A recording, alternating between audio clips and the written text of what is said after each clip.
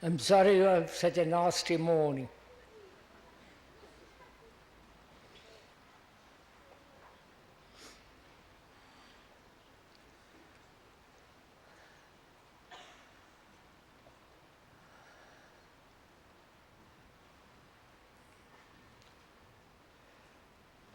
We're going to have a dialogue.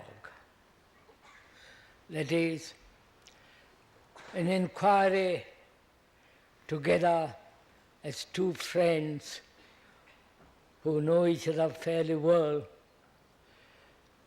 talking over their problems, and therefore without any aggression, without any assertion, but as a friendly inquiry into our problems.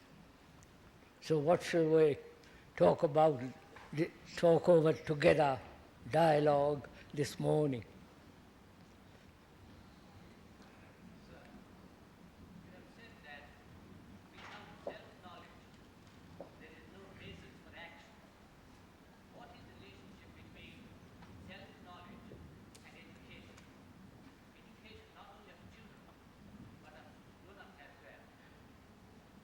What is the difference between? What is the relationship? Little louder, sir.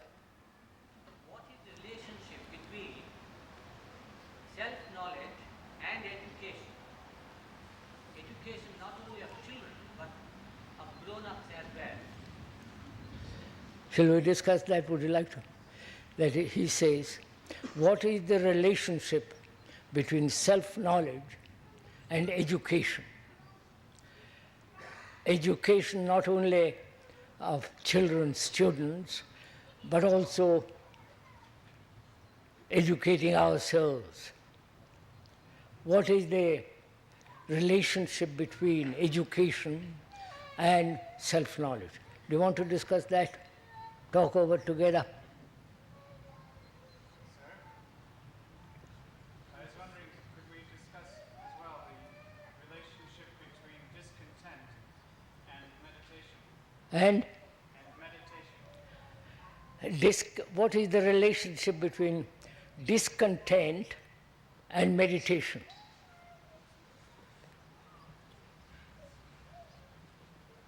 So, we talk about meditation and death in daily living. And? Meditation and death. And meditation, what's the relationship between meditation and death? The Brockwood people have got together on this, I see.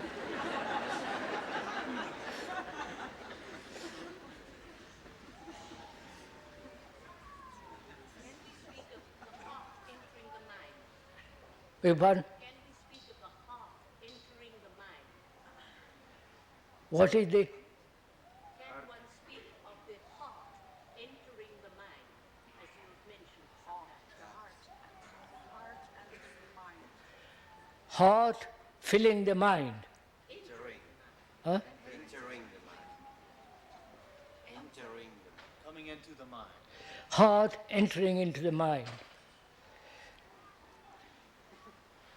Is there really a difference between heart and mind?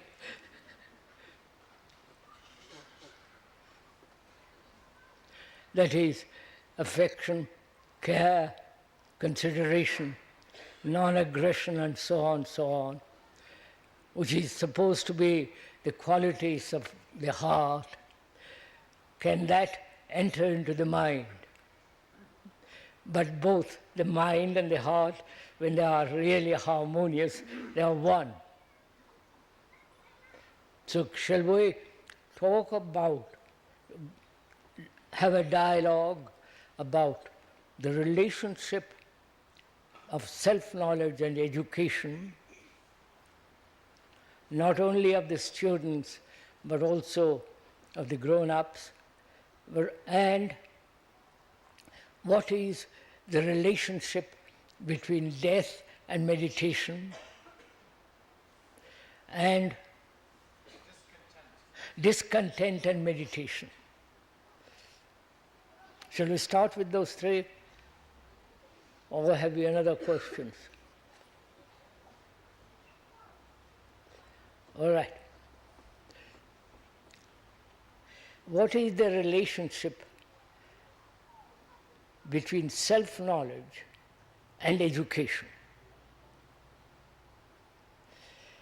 One asks, if one is talking over together, two friends, what do we mean by education?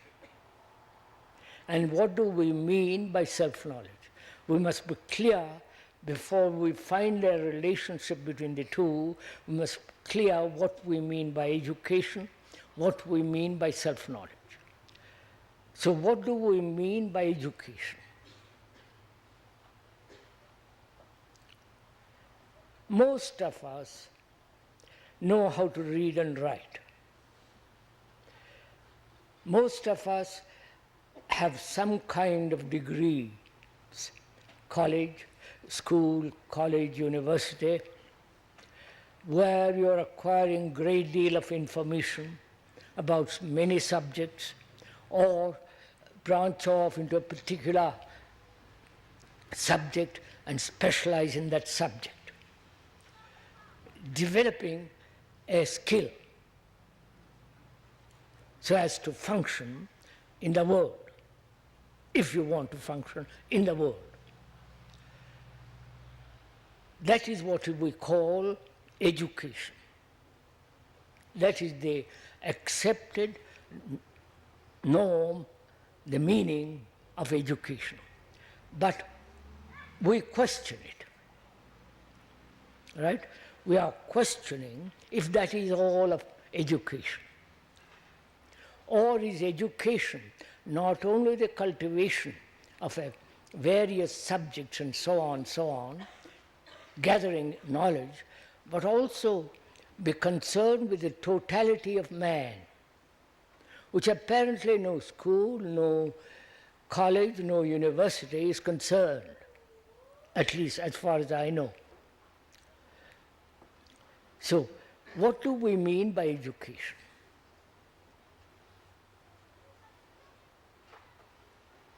If you are merely satisfied with the acquisition of knowledge, memory, the cultivation of memory, and then use that memory skillfully in a particular branch of any livelihood and so on, engineer, scientist, philosopher. The word philosopher means the love of truth, the love of life, not speculative, theoretical, verbal, intellectual expressions. So, how proper education apparently would mean not only the cultivation of knowledge, but also the cultivation of the whole of man. Right? Now, is that possible in a school, in a college, in a university? The cultivation of the total human existence, human being.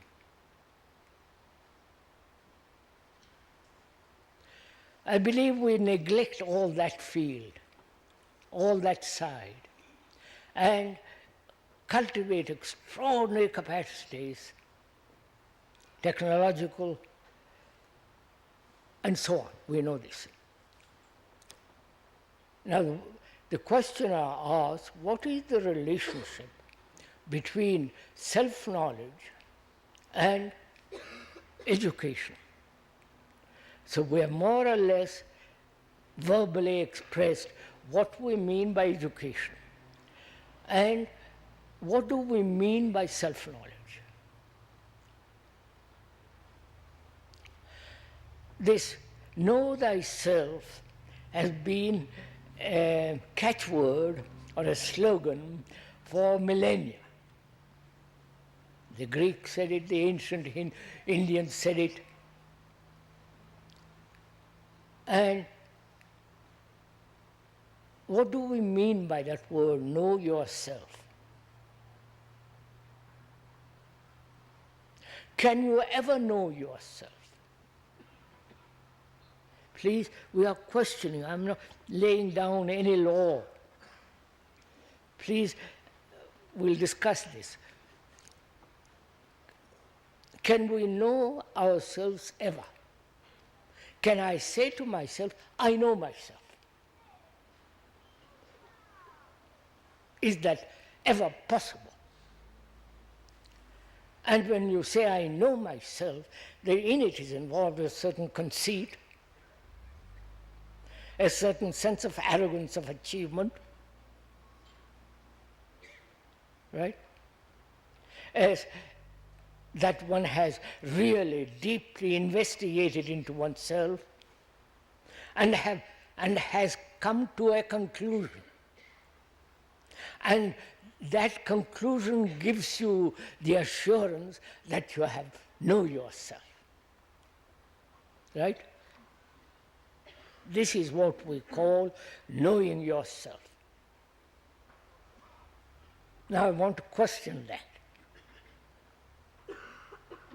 So we are questioning both the self-knowledge and education, and their relationship with each other in the school, college, university, and daily life. Is that all right, Meg? I am talking, why don't you? Please have a dialogue. Let's have a dialogue about it. One sends one's children to a school. State demands it, and so on, so on, so on, so on. So you send them there. And they are taught there something totally different from their daily life, from childhood. As they grow up, the contradiction grows more and more and more. This is inevitable. You must have seen this in your own lives. That the acquisition of knowledge has become tremendously important because that gives one a social security. Social security being you can earn a livelihood, in that there is a security, a job, all the rest of it. So the cultivation of knowledge, which is gathering information and storing up in the brain as memory and using that memory skillfully, which will earn us livelihood. And neglecting the whole area of human existence.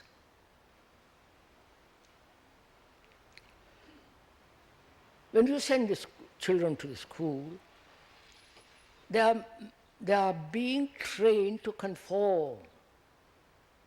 Right? Would you question any of these statements? They are trained to conform. Conform to the left ideologies, central ideologies, or extreme right ideologies. Religious, Catholic, Protestant, Hindu. So they are being very carefully conditioned. Right? Both at home and at school.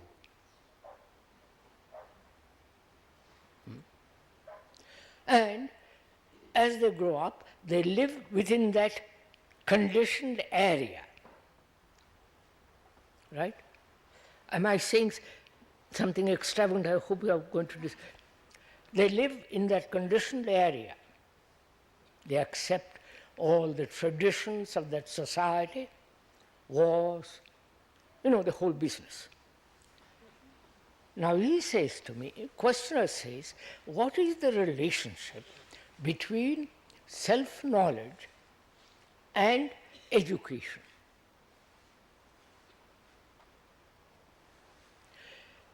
There is none as we understand education means now. It's only when you are when you don't quite fit into the society, you're called neurotic. You have trouble. And then you go to the analysts or psychotherapists, and they try to somehow help you to conform. So what is the relationship between the two? When do we begin to inquire, if we do at all, into the whole structure and the nature of the self? Do we ever do that? So it seems to me it is possible if I don't know, actually I don't know myself, then I begin to inquire. But do we ever say, I don't know myself? Do we ever question, ask, what is it all about? My action, my living, the wars, the conflicts, the misery, the relationship between man and woman, the everlasting struggle. We never ask, what is this human being who is caught in this?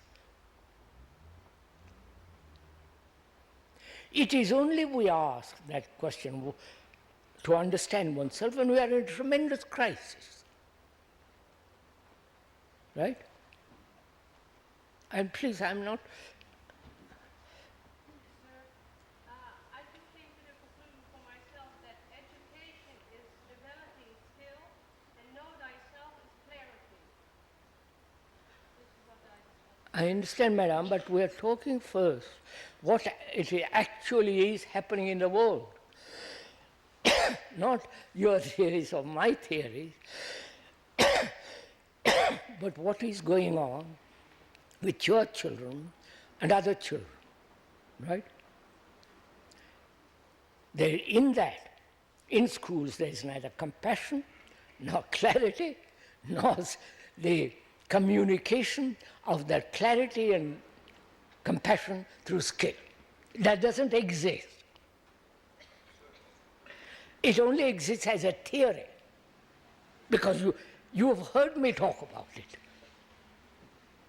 Or you might have read about it somewhere. But actually, deal with facts, not what you or I think education should be. If we know what the facts are, then we can move from there. But if you start with theories, then we are lost. You have your theory, somebody else has his theory, and we'll never get together. If we take what actually is happening in all the schools throughout the world, the speaker has been to many, many schools in the West and here and all the rest of it. There are 5 schools in India with which we are concerned, and there's Brockwood and so on, Canada and Ohio, California. So please let us deal with facts.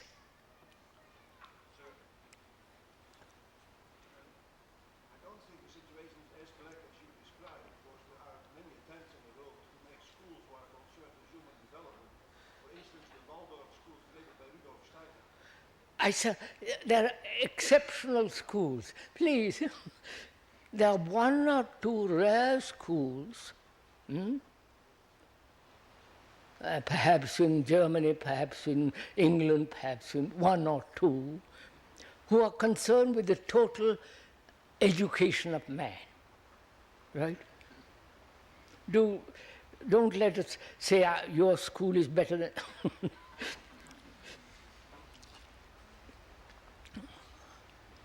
To educate, we said, as it actually takes place, is to cultivate memory. That memory is used skillfully, that knowledge, in earning a livelihood. So, society demands that every human being have some kind of skill to earn a livelihood.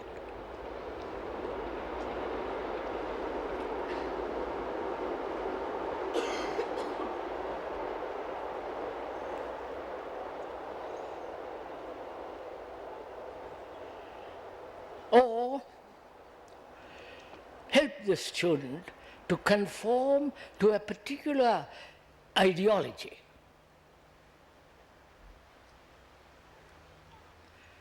And so on, so on, so on. So we are asking, what is the relationship between the two? Self-knowledge and education. We know what education more or less is, except there are exceptional schools. I don't know any, but there are. Let's hope. For humanity's sake, there are exceptional schools. When do we ask this question?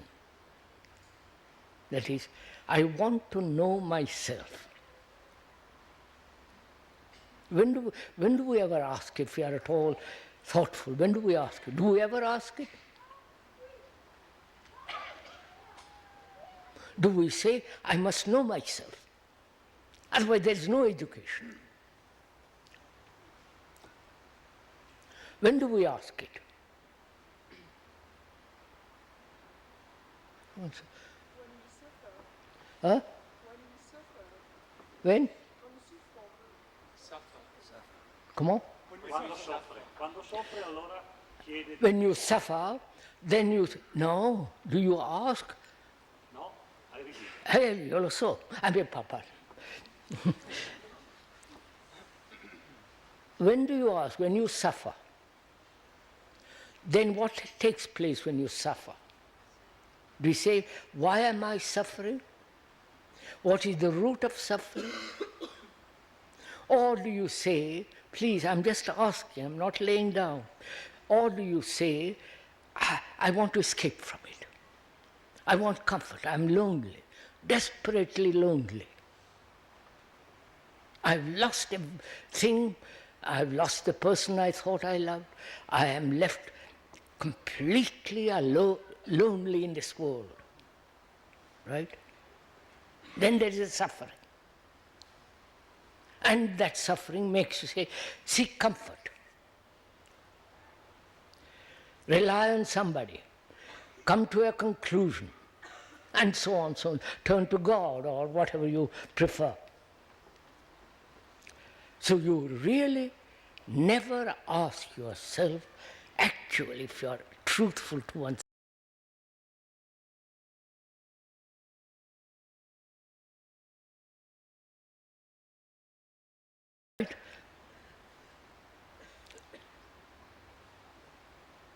so now we are saying, let us examine both and see their relationship.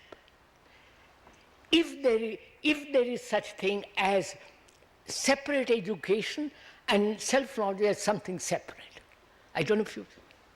Are the two things separate?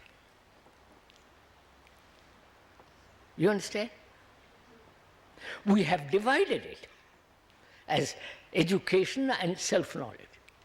Then we try to find a relationship between the two. But I question very seriously whether the two are separate. Sembra di sì che siano separate, perché anche lei parla sempre di un campo fisico e fisiologico e di un campo psicologico. Quindi si potrebbe dire che la conoscenza di sé è nel campo psicologico e l'educazione che porta all'abilità è negli altri due. Dunque c'è una separazione. You yourself, the friend says, you yourself have separated the physical, the psychological, and so on. So, this leads to somewhere else. That is the psychological inquiry, does it affect psychosomatically? You know what? That is, if there is psychologically perfect health, psychologically, You understand? Perfect health in this sense. No conflict, sanity, no me and you. Psychologically there is no division. That does surely affect the physical. One is much more healthy, vigorous, all the rest of it. So, we are now asking, please, what is the relationship between the two, and is there a division at all between the self inquiring into what is the me and education? Are you meeting this question, sir, Mr. Right. How am I, as a teacher, not sitting on the platform, I don't mean that, in a school, how am I to convey to the student both the acquisition of physiological facts, right? Knowledge, mathematics, history, geography, and all the rest of it, and also in the very teaching of those subjects,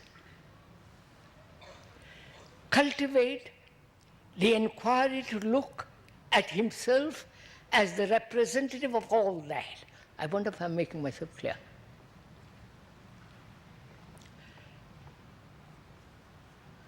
If I'm a teacher of history,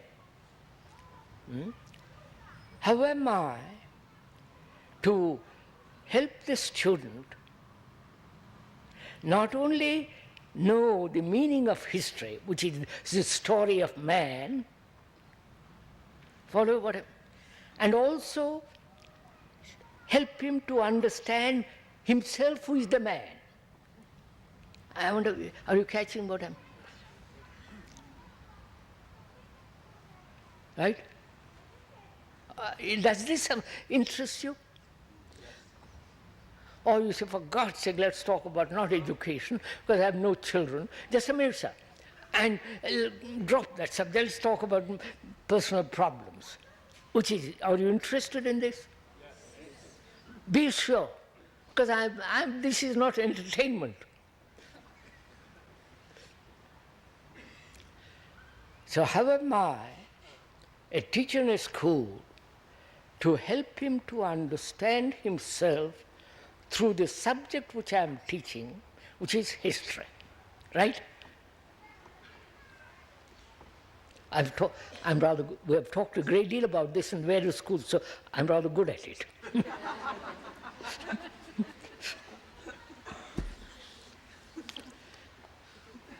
Sorry, I didn't mean that.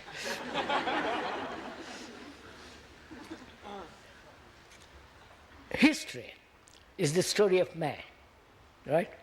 The wars, the kings, the tyrannies, the, so-called cultural evolution of man from the Stone Age, all the rest of it. How am I to teach him history so that he, through history, is understanding himself, which is total development of man, right? Right, sir? Now, how am I to do it? If you are the teacher, put yourself in a position of a teacher, and how are you to teach history that way? Mathematics? Or physics, anything. That's the only way to cultivate self-knowledge and at the same time acquire knowledge of various subjects, so that they are not separate. They're all always moving together, flowing together.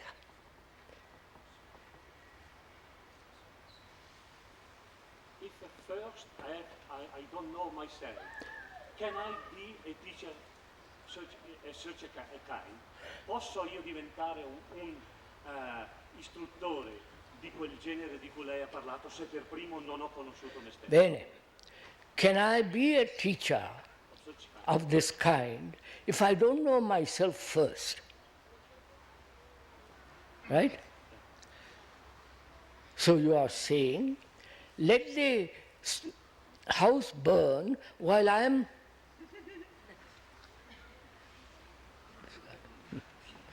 Non ho capito? No. Right. That is, I must understand myself first before I do anything. Right? You see the falseness of it? No, io vedo invece la presunzione dell'altra. So please, no, no, please, sir, look at it, sir. Must I wait till I have complete knowledge of myself before I teach in a school? Right? Not in a general school. In a school. In a school of this type you speak Wait, I'm talking, wait, sir. In a school of this kind. All right, I'll accept you for the moment. Which means what? I can't teach till I know myself wholly. On the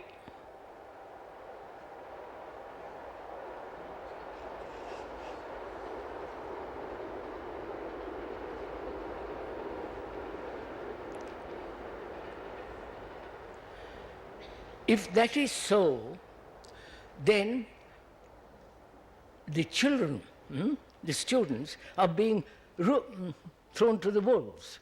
Hai capito? ma io mi limiterò a dargli quell'altra educazione. Un momento, per favore, mi ascolta.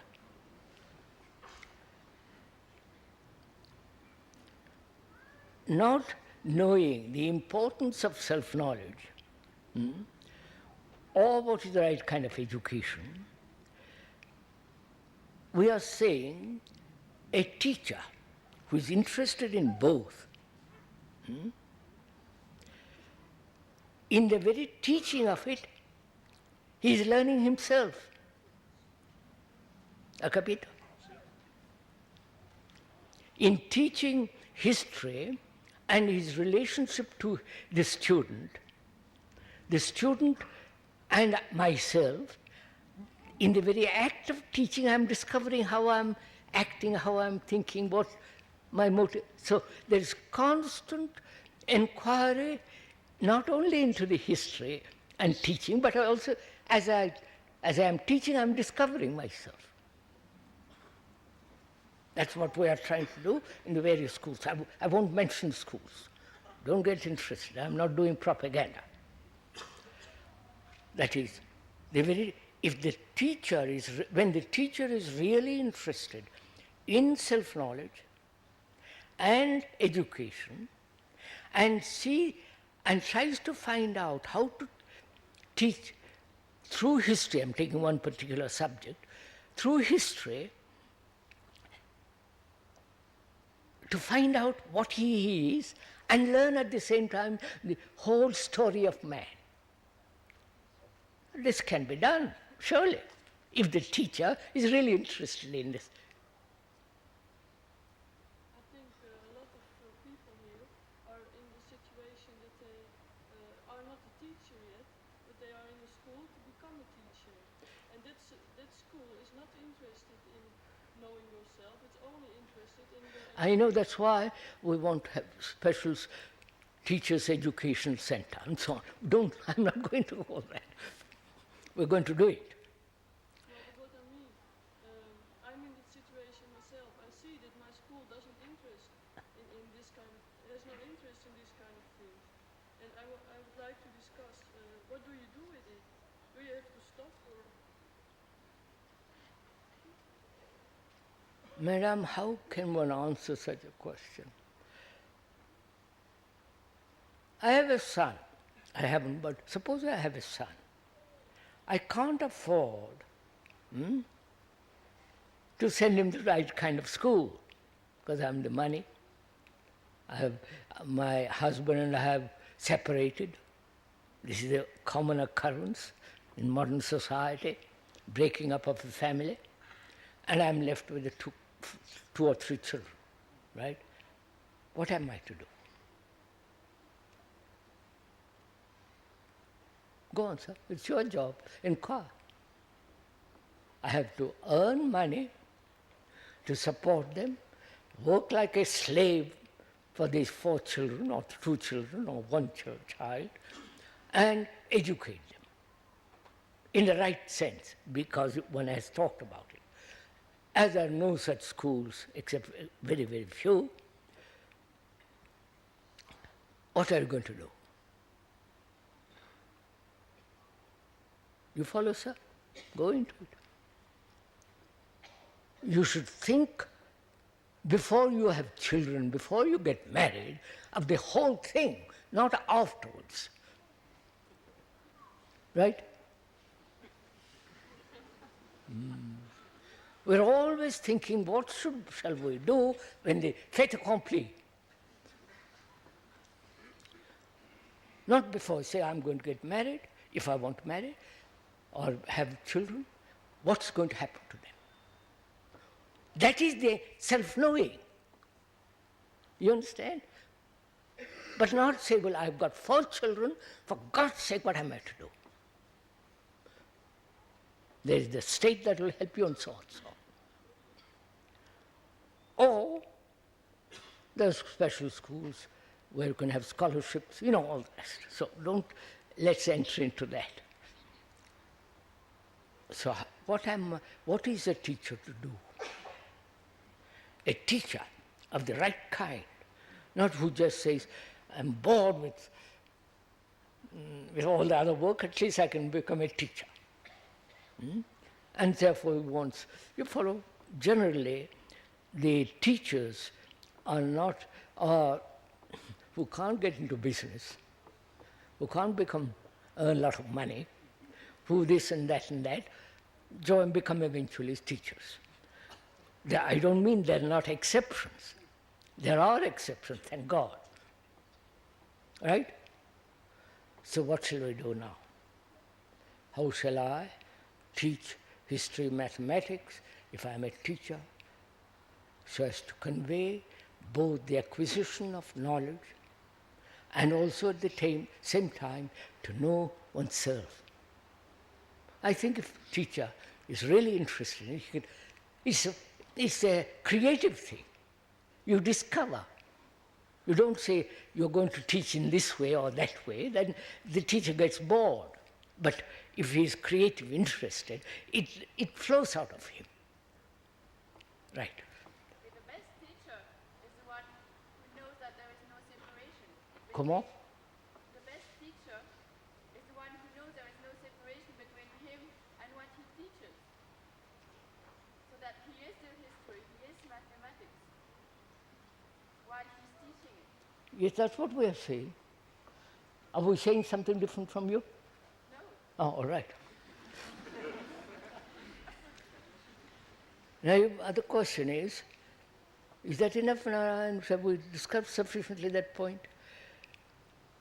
The other question is, what is the relationship between discontent and meditation? We'll come to you afterwards. What is the relationship between discontent and meditation?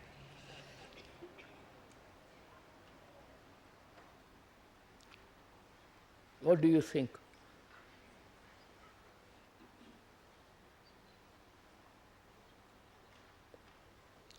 As we said, discontent, most of us have. Either it becomes an all-consuming flame, right? Or it is soon satisfied, smothered, by getting married, by having a job, by having children, or by joining some society, community, or becoming some ideologist.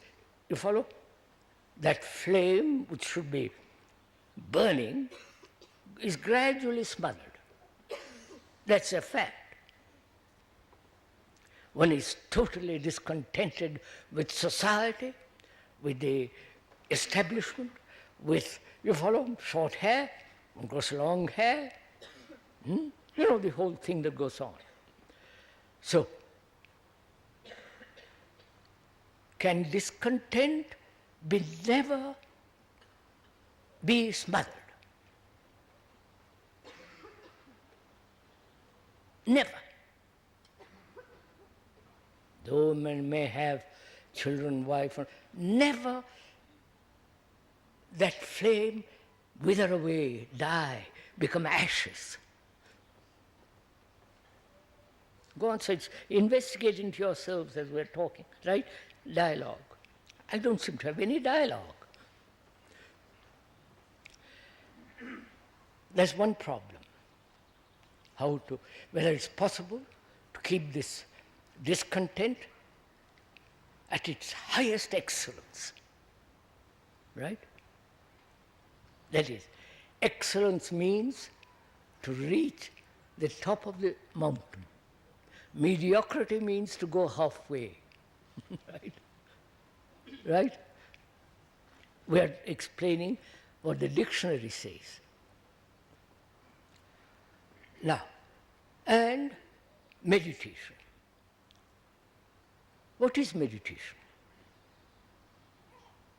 Real, not all the childish stuff, not all the immature gurus with their immature disciples, but what is real meditation?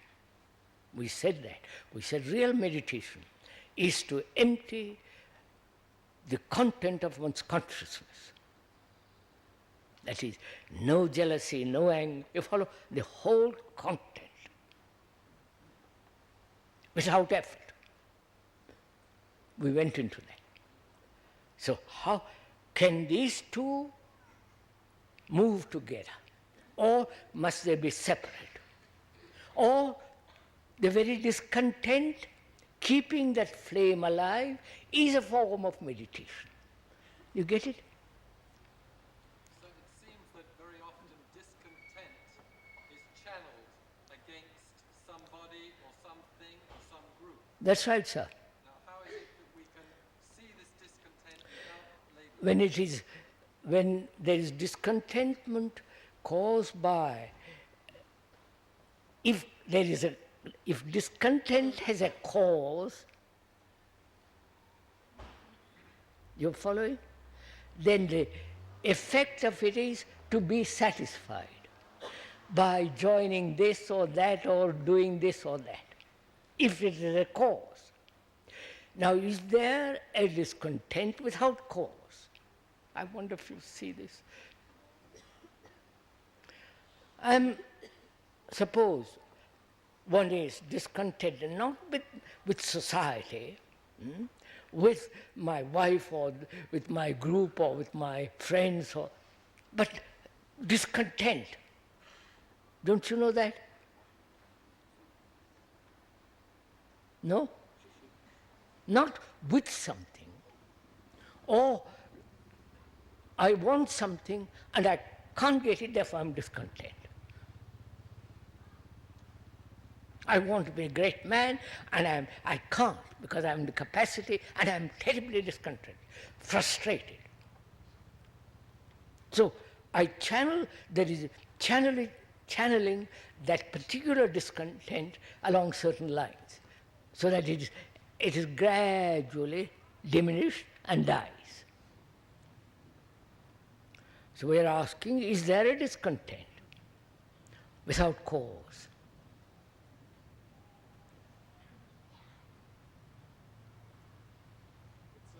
It has to have some relation with actuality. I mean, it can't just be something imagined. The actuality is, sir,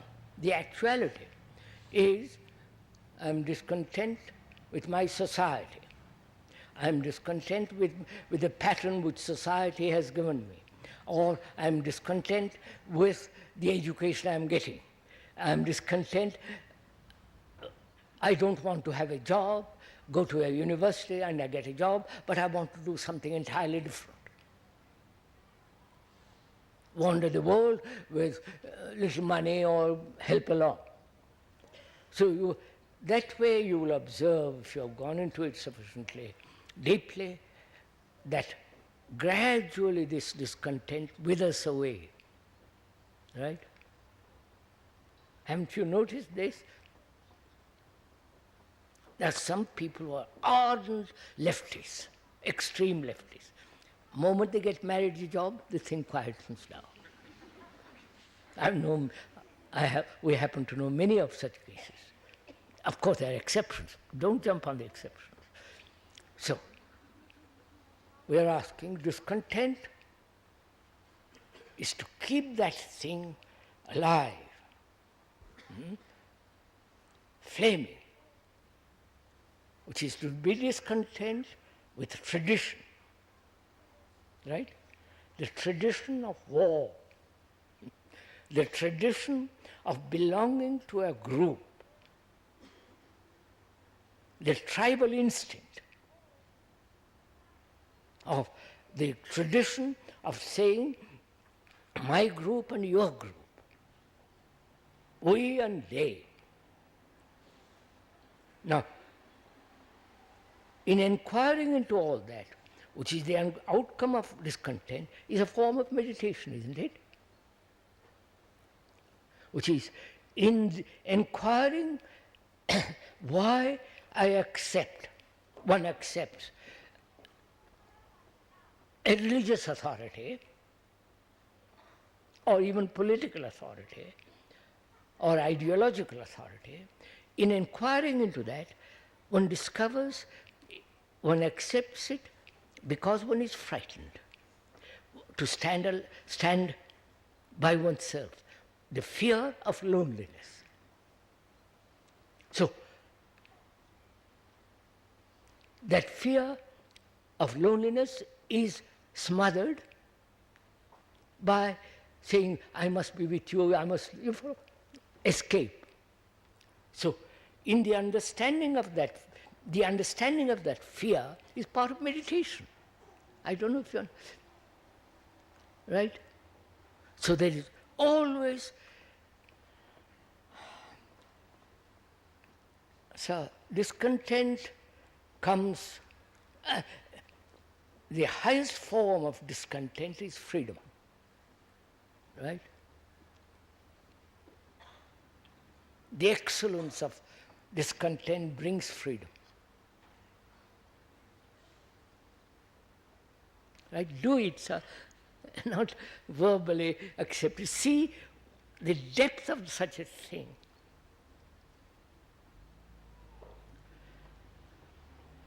I wanted to say how difficult it is to differentiate the real discontent with the discontent based on self-pity. Sometimes one deceives ourselves very easily. One thinks that one is really discontent, but there is a cause behind. Yes, sir. So discontent and meditation go together, right? If you are content with the system a guru or a ancient people have described, when you accept it and practice it, you are smothering discontent. But if you say, look, what do you mean by it? Why should I accept any system of meditation? Who are you to tell me how I am to meditate? You know, there are lots of teachers who are giving lessons how to meditate, which is the acceptance of authority. When you question it, the flame is keeping alive. I don't know if you understand. You understand this, of course. Lei ha detto che discontento è libertà. Discontent is freedom. I know, discontent brings freedom. Tutt'altra cosa. Because discontent, lo scontento e il dubbio situazione difficile, quasi di sofferenza. No. You see, discontent, he says, is nearly suffering. Because you suffer because you can't get something out of discontent. I am married to a woman I don't like. I am discontent. So, right, now let's go on to something else, which is, he said, what is the relationship between death and meditation? Right? Are you interested in all this? Not interested. Is it part of your life?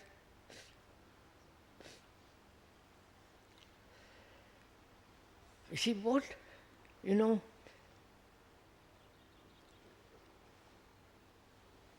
let us approach death with total discontent.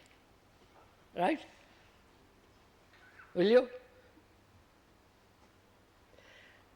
That is, not accept any form of comfort, any form of explanation, any idea, approach it with any idea, or be afraid to understand what death is. So, is there a tremendous discontent to find out? Which means there is no fear, right?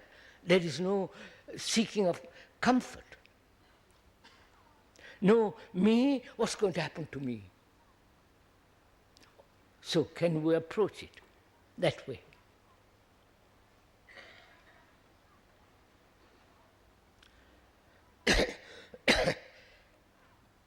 One may be married, have children. The man goes out and may have an accident.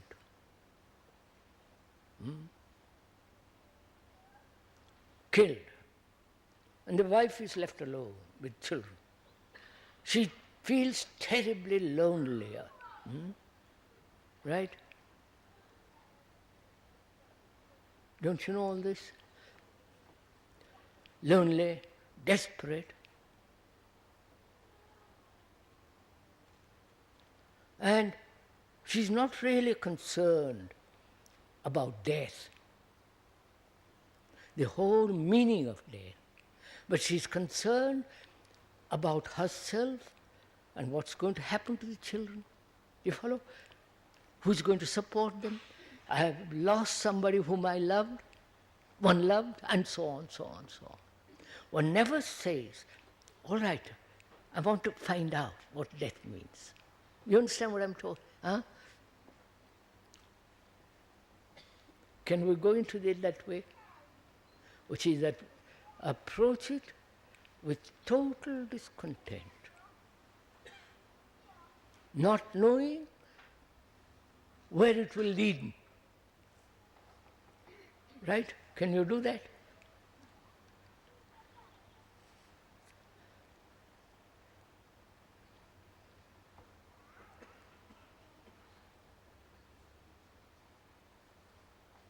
There is no hope.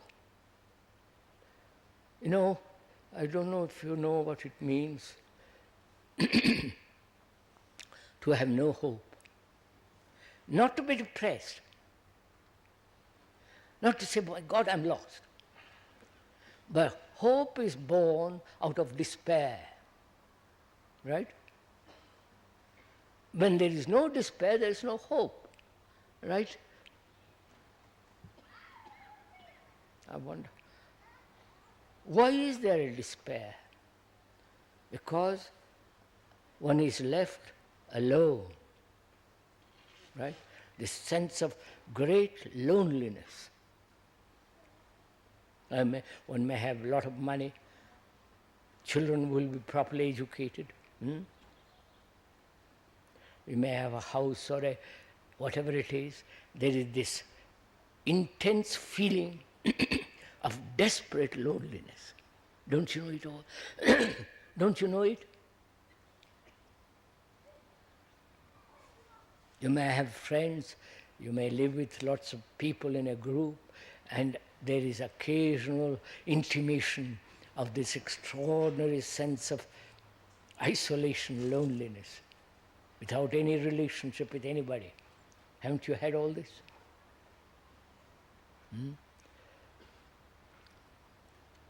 You see, then, especially when we are young,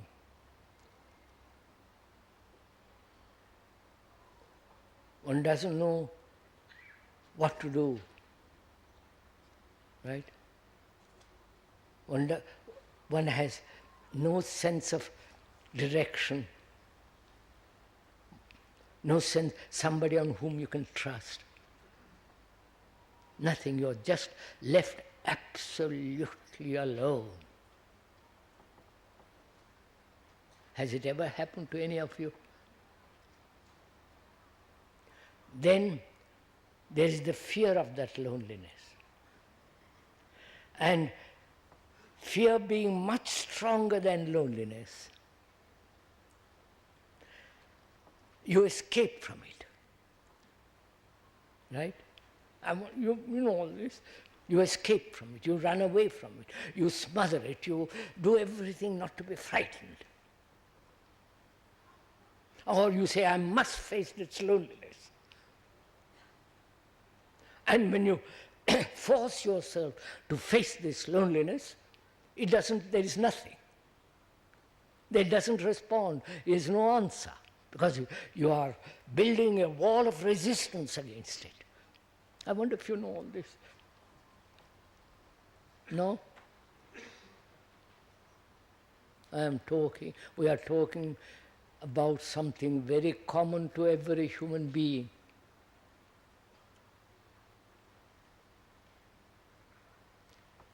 And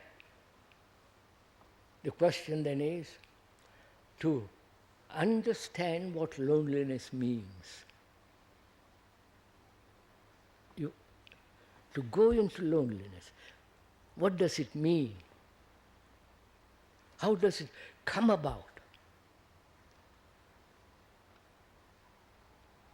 Right?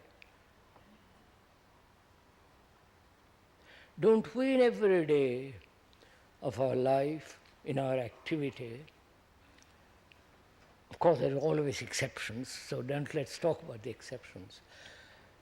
Isn't there in our daily life, our activities, are always isolating ourselves?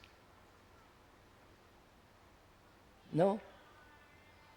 You understand?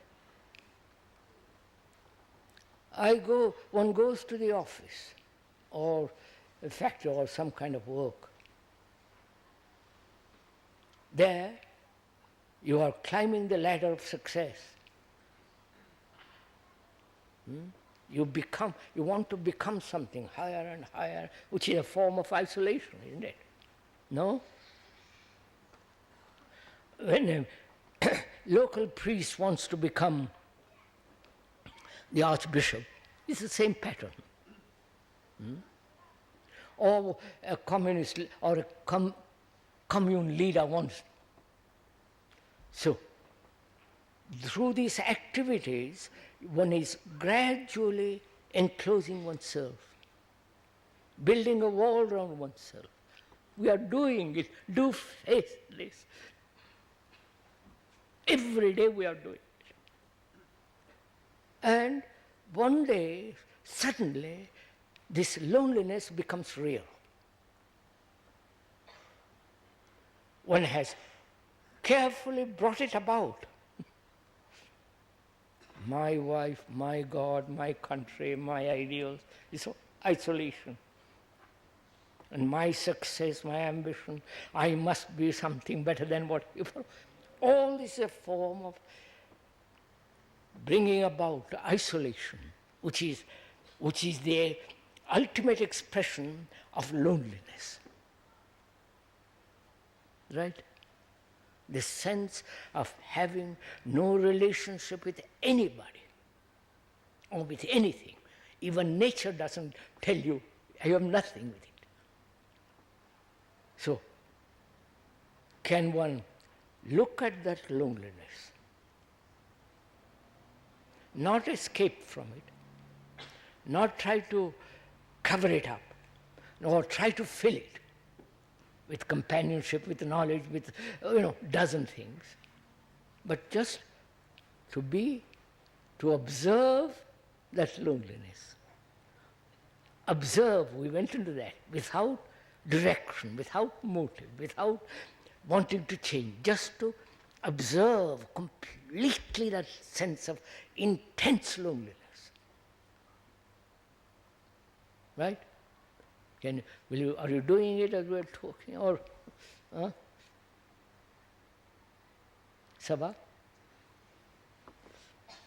Krishnaji, I don't think we do it as you talk. I think we listen to you and then think of putting it into practice. Oh, no, we've been through all that. Don't put anything into practice. That's what we all said.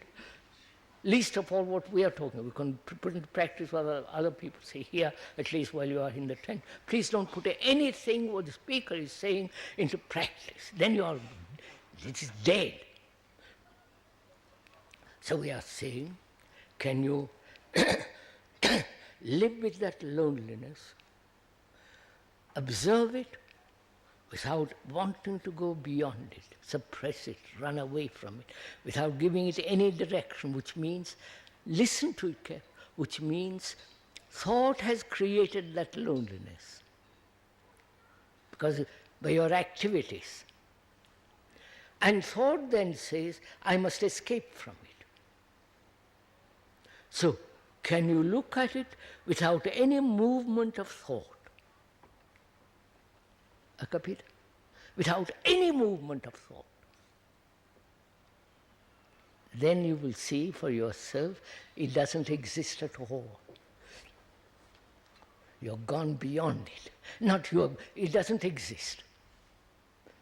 Then there's totally different kind of thing comes about, which is you are alone.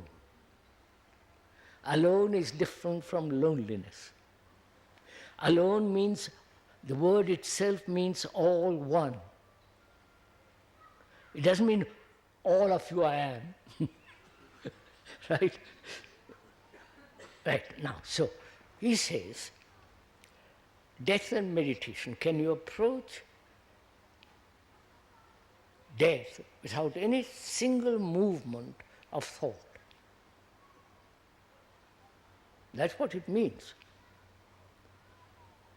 When one actually, physically, biologically dies, that's what's going to happen. Right? Are we clear? You may be lonely, you may be greedy, envious, all the rest of it, belonging to right, left, center, extreme right, extreme left, all that. But when the death comes, he says, don't argue with me, old boy, you're finished.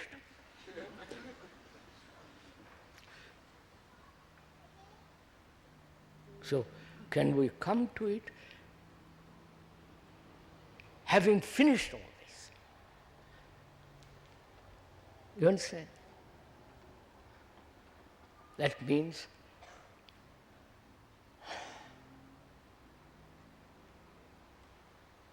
having no fear,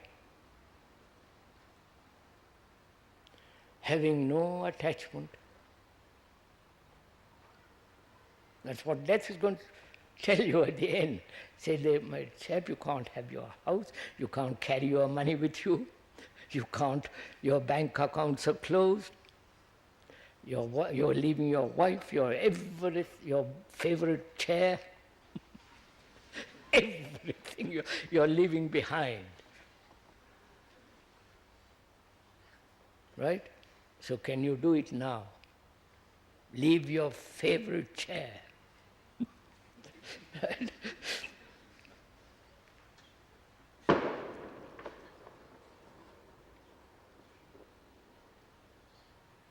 Now, to do that, leave no attachment of any kind to belief, to a dogma, to a conclusion. And leave your fears, your pleasures, your attachment. Now, then, what is the relationship of that to meditation, right? To leave, say for instance, to put away attachment without conflict. If you have a conflict, then you cultivate detachment, which is the opposite. I wonder if you understand this. Detachment then leads to indifference, callousness, right? I wonder if you're following this. So, being attached, not to become detached, callousness, indifference, brutality, violence, all the rest of it. But to, without effort, to cut loose everything. Do you understand? That is, to loosen the threads of attachment without effort. That's part of meditation, right? Because the investigation of attachment shows that you are dependent on somebody or on something. When you are dependent on something, you become that. Right? When one is attached to one's favorite chair, you are that favorite chair. Right? So, to inquire into it without compulsion, without motive, is a form of meditation. Right? So, the understanding of death comes through meditation, which is, death means ending of your pleasure, complete ending of your pleasure, sexual, religious, etc., etc. And death doesn't argue with you, doesn't give you, say, well, boy, I'll give you another day or a week. It says, look, it's there at your door. So, the investigation into attachment, fear and so on, is the movement of meditation, which is the inquiry into the whole structure of thought. Right? They're all linked together, you understand? So, when you are inquiring into attachment, you are attached because you are lonely. You are attached because you haven't solved this enormous feeling of guilt, loneliness, separation, wanting to be something, and being incapable of fulfilling what you want, therefore feeling frustration, bitterness, anger, hate. All that, to inquire into it without any motive. If you have a motive to inquire, why you have a motive? That motive is your response of your conditioning. To go in inquiring, if you observe, it will tell you everything. But we are so eager to read the book of our souls. We're so eager. We want to know everything very quickly. But if you just observe, the thing will tell you instantly everything. And I really mean it. It'll tell you everything about yourself.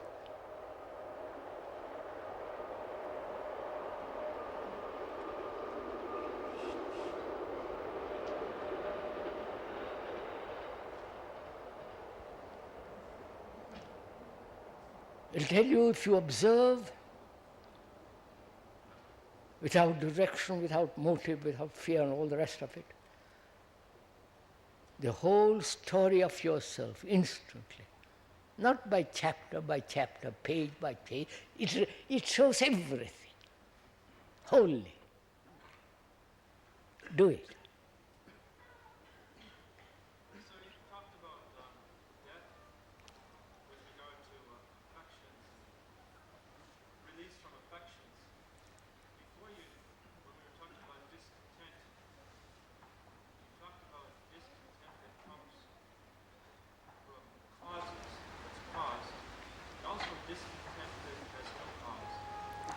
Could you elaborate on that with the second form of discontent? Are you saying, sir, if I understand it rightly, I can't hear it properly, are you saying what is the relationship between discontent and affection and love? Is that it, sir? My problem is, I understand how one becomes free of affections when these affections stem from causes. How discontent, freedom is born of discontent.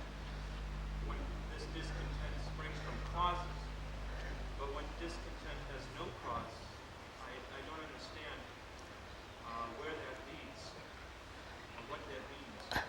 What is that, sir? I don't quite appreciate. Doesn't understand what is discontent without a cause. The questioner says, I don't understand what is discontent without a goal, without a cause. Cause is the goal.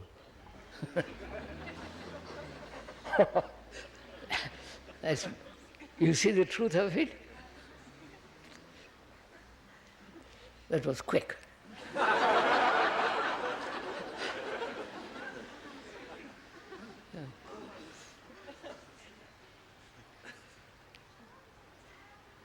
The gentleman doesn't understand what is discontent without cause. So what do we mean by a cause?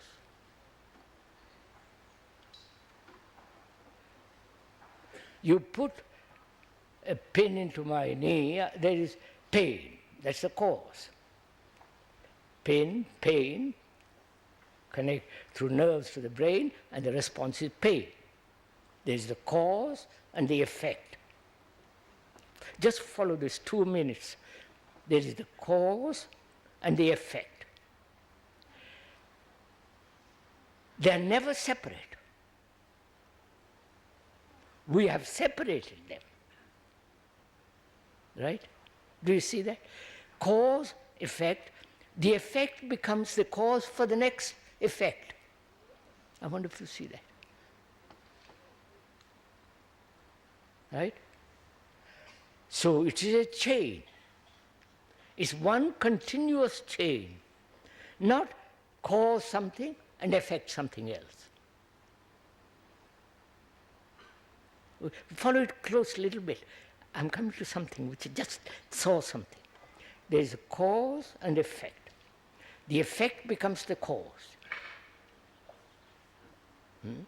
And so it's a continuous chain in which action is always limited. So, the cause becomes the means, or is the means different from the cause? So this requires a little bit, think it over with me. Will you follow it? I see, one observes cause, effect.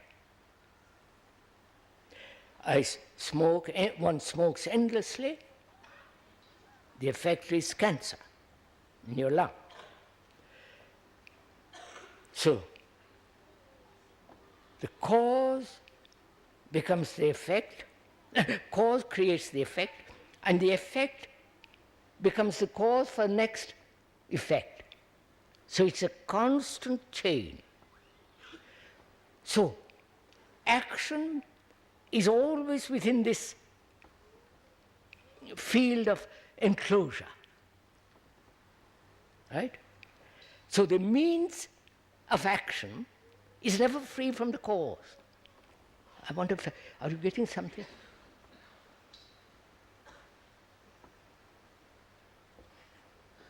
Oh yes, I see it. There is, right? One wants to create a beautiful society, lovely society. Therefore, the cause is that. And to create that, I must destroy lots of people because they're in the way. So the means doesn't matter. The end matters. Right? See, the end matters, therefore the means doesn't matter. So the cause without means, the effect is to destroy you. Whereas there is only means, no cause and effect. I wonder if you see that. No, don't agree with me. I'm not quite sure. There is only means, no cause and no effect. What do you mean by means? Wait, un momento. I'll find out. Means, the doing.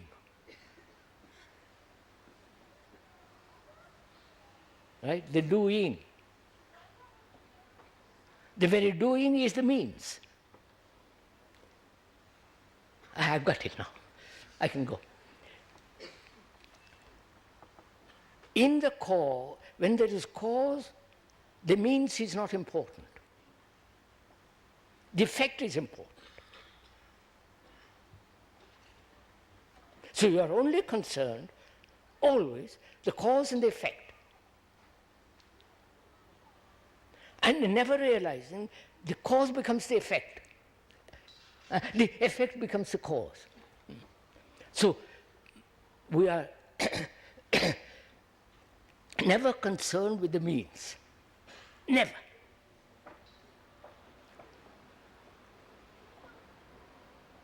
And the means is the doing. Not to achieve an end, but the doing. The action. The doing is the action. Un momento. Huh? The doing is the action. Is the actual. L'azione. That means the doing is the means. The doing is without a cause and effect. Therefore, the means is all important. Yes, sir, I've got it. I'll battle with you. So, the gentleman asks, I don't understand what you mean by discontent without cause.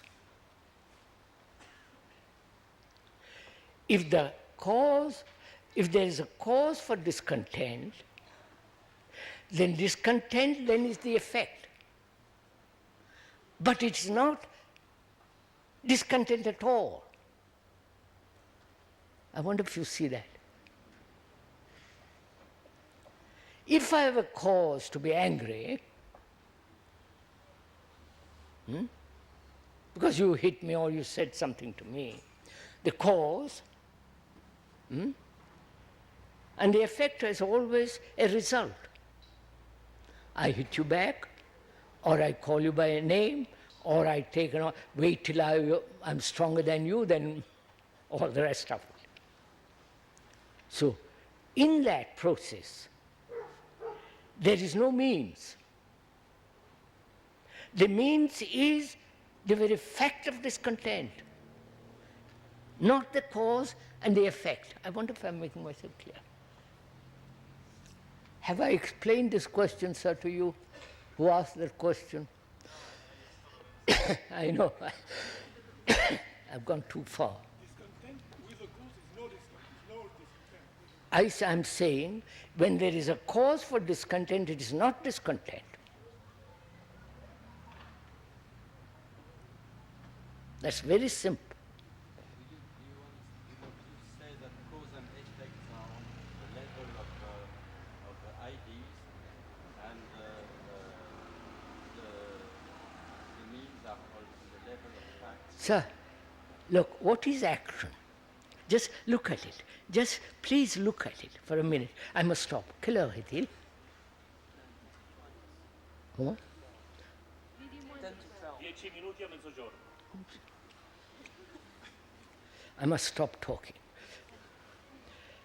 What was I going to say? Action. If you're acting because you have a cause, that is, you have an idea or a principle or a conclusion from which you are acting,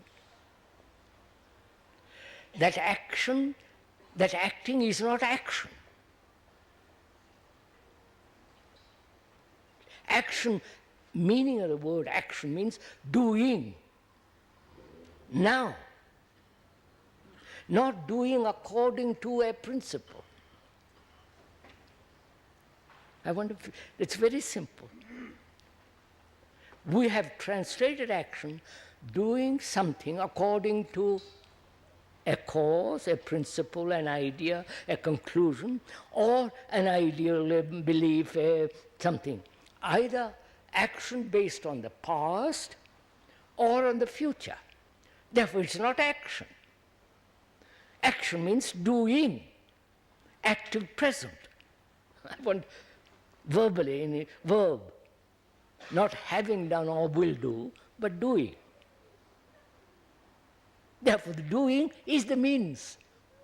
I got it? Right, I must stop. Says, look, this is meant to be a dialogue, and I'm talking all the time. What do you mean by dialogue? I explained, madam, perhaps you're not here at the beginning. A dialogue means a conversation between two friends, between two people who are interested in the same subject, seriously, wants to find an answer, not quarrel over words, ideas, but two really good friends say, look, let's talk about this. Sit together, very close together.